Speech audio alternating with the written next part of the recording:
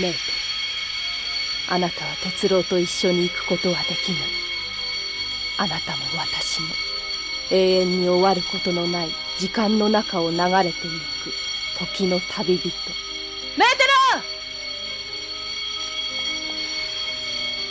ル！先に乗ってなさい、鉄郎。ああ。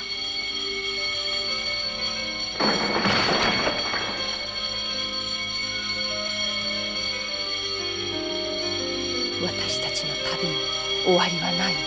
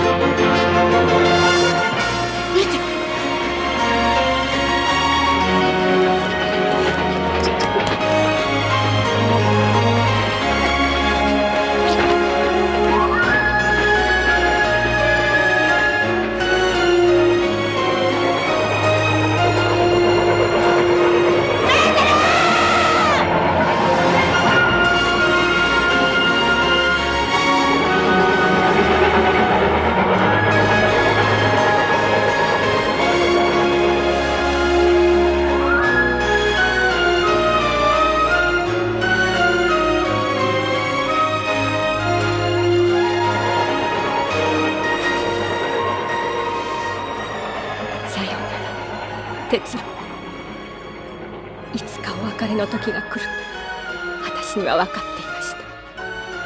私は青春の原因、若者にしか見えない時の流れの中を旅する女。メーテルという名が鉄郎の思い出の中に残ればそれでいい。私はそれでいい。さようなら、鉄郎。あなたの青春と一緒に旅をしたこと、私は永久に忘れない。さようなら、私の鉄郎。